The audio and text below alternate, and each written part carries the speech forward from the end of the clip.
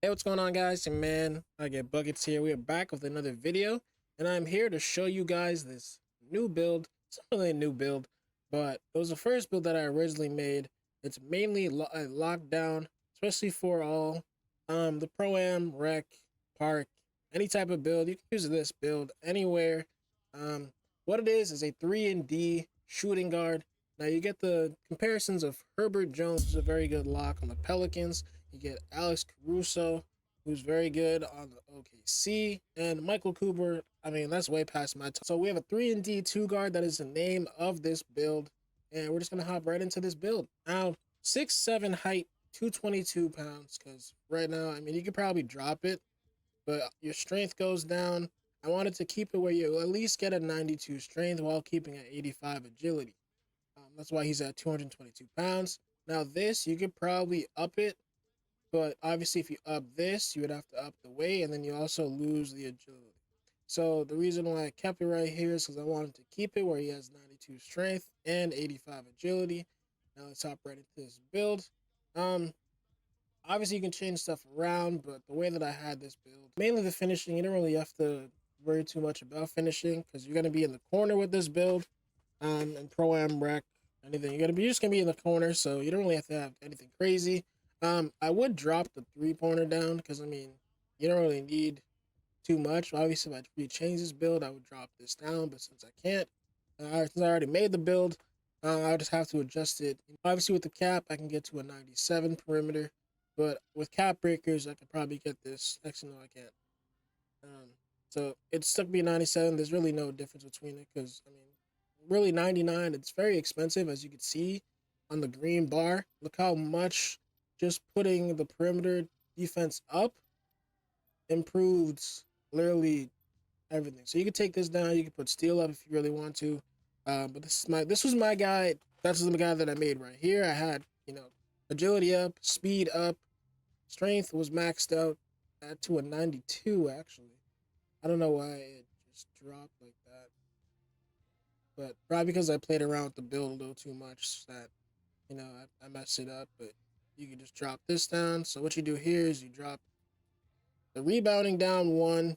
Obviously, this goes back to a 96, and you have max strength. So you have that immovable enforcer legend. I don't have it upgraded at all right now, so obviously I wouldn't know. But once I get it to like gold and then put the max +2, or I could do with another, badge, either one would be great for me. But in terms of this build, I'd say it's a very good lock, especially to start off the year. You have your steel, you have your perimeter, you have your block. I would drop the block to a 68, but I do want the paint controller at least, just so if have to switch with the big on a screen, I could easily just drop and play paint. I have enough strength for it. The block is there, the perimeter's there. Interior, you probably could upgrade that if you really want to, but it obviously takes your strength down. Strength is very important, I would say, but obviously we need to learn obviously a lot more for this game to realize how important strength is. I'd say agility you would go a lot higher, but obviously with higher agility you lose the strength because then you have to drop your weight down. So it's kind of I tried to find a sweet spot. I would try to upgrade the pass accuracy, but I mean you're really not doing like anything with pass accuracy. So what I would do to upgrade is I would keep your speed up, and then obviously you drop your pass accuracy. You could probably put more to interior, and then while you have your lockdown, your interior stuff, um, and obviously if you drop any more, obviously if you drop ball handle, your speed goes down. So you got to keep it in that little sweet spot. Then obviously you could put whatever on finishing. Probably drop more driving layup. Keep it at that. You can obviously like fool around with this until you get to the sweet spot of whatever you want to do. I'm not trying to sacrifice speed, but see right there, just doing all that, I got to an 80 interior, which I mean it doesn't really um fix anything because paint controller you have to be at an 84 block. I mean I'm at a 74. I don't know what it is maxed out. I could probably try to see what it is maxed out. It's an 80, so that's really not really worth it. And obviously with this, you got to an 80, interior defense. You could probably get it to a lot higher if you really wanted to.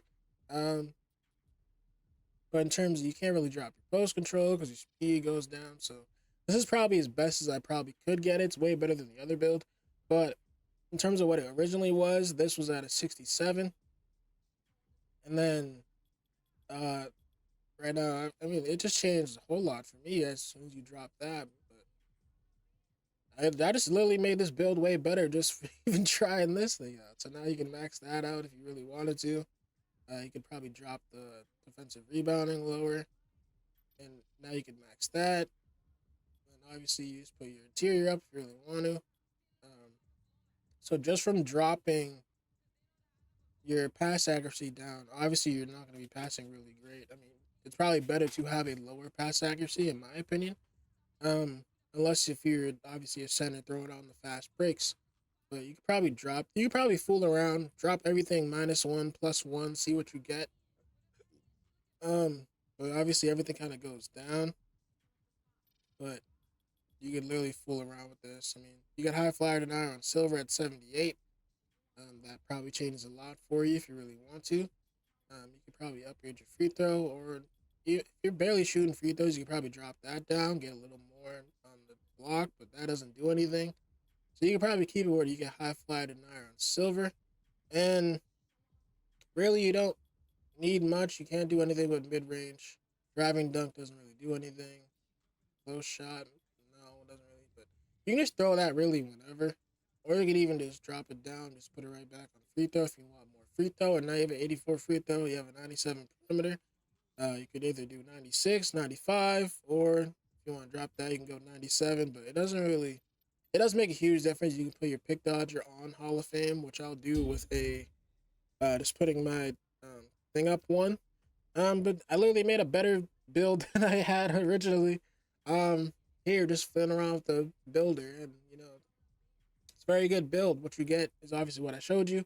But look at that, you have pretty much everything Hall of Fame and immovable enforcer. You have 92 strength, 85 agility. You probably could make that a lot higher, but again, the risk and reward is you lose you if you lower the strength. You can probably lower the strength here, but I mean this is maxed out agility, so you can't really upgrade that unless you have your cap breakers. But even then, I don't think you can really do anything about that. I mean, you could probably +4 it, but what does that really like give you in terms of anything you need? Everything. I mean, there's really nothing else you could do here. If there's one thing I could do is probably upgrade the interior a lot more because you have enough strength to do that. That's something that I probably would do with my cap breakers. Maybe standing dunk, but other than that, this is a very good build. Honestly, in my opinion. But thank you guys for tuning into this video, man. And I am out for today. Peace.